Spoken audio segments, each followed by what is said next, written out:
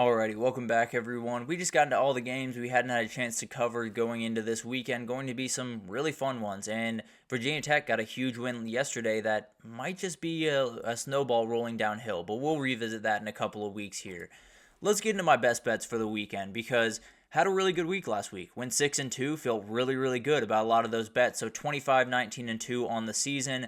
I don't know what the units are, so I apologize for that. Not necessarily doing all the math there because not necessarily a huge betting man myself, but love to give these out. Love to give you guys an idea of where I'm looking as we head into this week. And let's start this off. I can't understand this line for the life of me. I understand Oklahoma State's one of those teams that hasn't played great football, but definitely is someone that is going to be they can flip a switch. I fully understand that Ollie Gordon still has that little bit in him. He possibly could have that big game. They're running into a BYU defense that's just an absolute problem. They're 36 in the country against the run. They're very good at creating turnovers, and when you put the ball in Alan Bowman's hands a ton, he's going to give you turnovers. That's just the reality of the situation. So it's going to be really interesting to watch that. Actually, let me get this from Anthony here. Should he go off on point spread or plus minus? Oh, that is an interesting.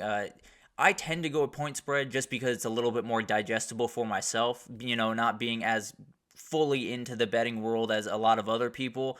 Point spread tends to be a little bit more digestible for me, and I tend to go that direction. But at the end of the day, there are a lot of people that would have a much better answer than I would, but I definitely think that point spread is just a little bit easier for me to wrap my head around, feel good about a bet going into it. So I do point spread, I do over-under. I don't really play around with a lot of the other stuff, if I'm being honest. But Oklahoma State is 10th in the country in passing yards, so maybe they can get something going. Now, that's out of necessity more than anything else, but BYU is going to be able to sit 7 guys in coverage. I think they're going to get multiple picks in this game, and I think BYU just rolls, if I'm being totally honest. Moving forward to Army, I love this matchup for Army, and I understand why the line is 16, because 16 is quite the line, but they play East Carolina at home, and it's one of those games where East Carolina is coming off a game to Charlotte. They lost 55-24, and they gave up a ton on the ground, and frankly, you're going to give up a ton on the ground to them. I promise you're giving up a ton on the ground to Army. They are going to absolutely tear them to pieces. Now, the funny part about it is the ECU pass defense is actually worse than the ECU run defense. I don't think it's going to matter, and also Bryson Daly can take advantage of that all the same. So I expect Army to win big here. I think they're really going to exploit it, and I think they know they're on a little bit of an historic run, and I think they want to be undefeated walking into that Notre Dame game. I think they get that done and get this win, and then head into a bye week and get to rest just for a little bit here.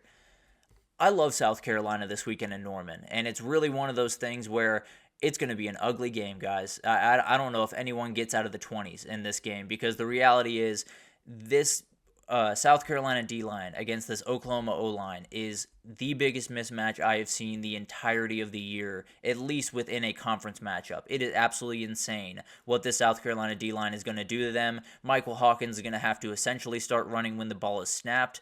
There's so many things that could go wrong here. Now, Oklahoma's hoping to get Deion Burks back. We'll talk about that a little bit later. But at the end of the day, I just don't think Michael Hawkins is going to have any time to do anything, really. And then Lenora Sellers getting a little bit more healthy. You really just need to make a couple of plays. I don't think this defense for Oklahoma is, bad by any means. I think they're really solid. I just think that offense is going to put them in enough bad positions that as long as South Carolina protects the football, I think they win this one. I like points in the main event of the weekend. I do think Georgia and Texas are going to get after each other just a little bit in this one. And it's one of those things where both defenses are very solid.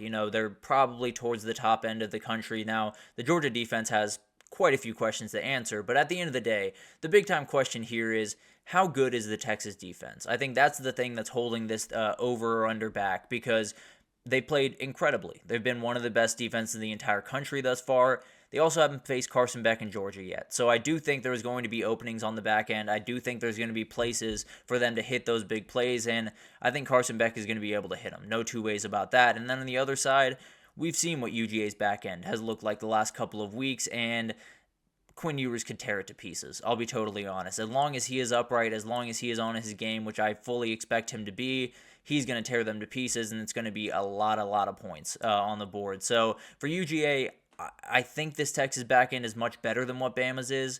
I think there will be openings to be had, and I think they will take advantage of them, and I think Texas is just going to be able to score. I don't think there's a defense in the country that is going to be able to really stonewall Texas on the offensive side of the ball this year. So I expect this to get over pretty comfortably. I don't want to say really comfortably because I don't want egg on my face, but I do think this is going to get over, and I think we're going to get it pretty early on in this game. But LSU, I love this weekend, and I am on an island on this one. I'm realizing a lot of people love Arkansas in this game, but I saw a game from LSU that I think a lot of people didn't see, and maybe I'm reading it wrong, to be totally honest with you, but it was a game where LSU didn't have their best game offensively, where Garrett Nussmeier gave the ball away a number of times, and those were two things that, frankly, I thought if going into that game, if you told me Garrett Nussmeier turned the ball over 2 times, I believe, 2 picks in that game, I would have told you LSU lost by 14, and not even a question about it. The reason they won was their defense. I think this team is getting tougher by the day. I think they're getting better by the day. I think Blake Baker's getting a better idea of how to utilize these guys.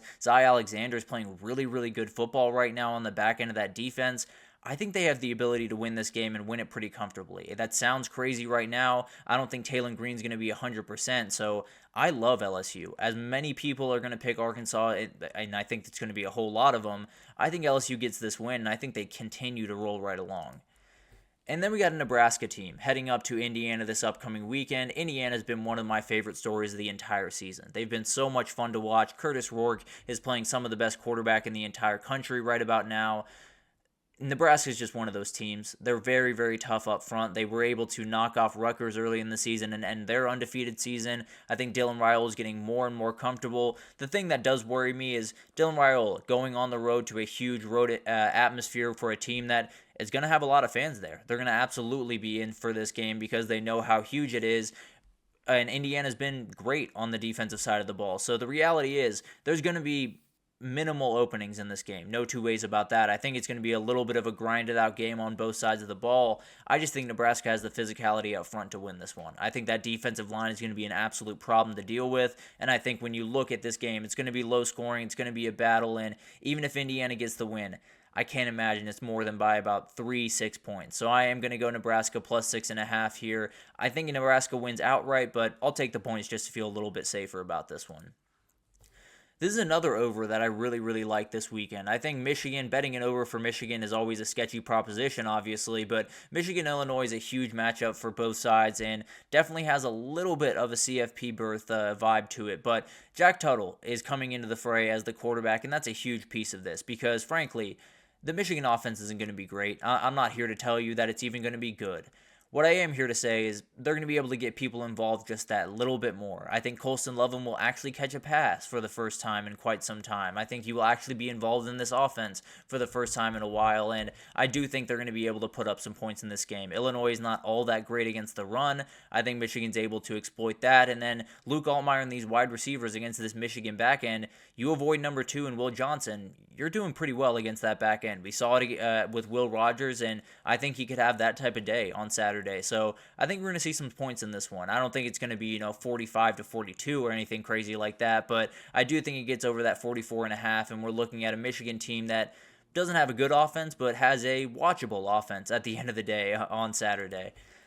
And then Wisconsin. I love them minus 7.5, and that's a very sketchy number. I fully understand that, but I think they found something over the last couple of weeks, and I think Phil Longo is really starting to get his fingerprints all over this offense. You have a game this upcoming weekend against a team in Northwestern that is feisty at the very least, but you have a Wisconsin team that can hit really big plays down the field, and then I think Tawee Walker's just going to roll. He's been absolutely incredible, had a huge week last weekend. I think he's one of those guys that is going to get rolling downhill the rest of the season and really walk into 2025 as one of the best running backs in the entirety of the Big Ten. I absolutely love this player, and I think he's going to be a problem to deal with going forward. So I like what Wisconsin's got going right now. I think Luke Fickell has kind of righted the ship over there, and maybe it's a little bit more on schedule than it looked like early on in the season, that's for sure. So I like Wisconsin there. I do like points in that big-time Texas-Georgia game, going to be a really fun one up there, and then that BYU-Oklahoma State line. I don't get it. I think BYU wins by about 2-3 scores, if I'm being totally honest, and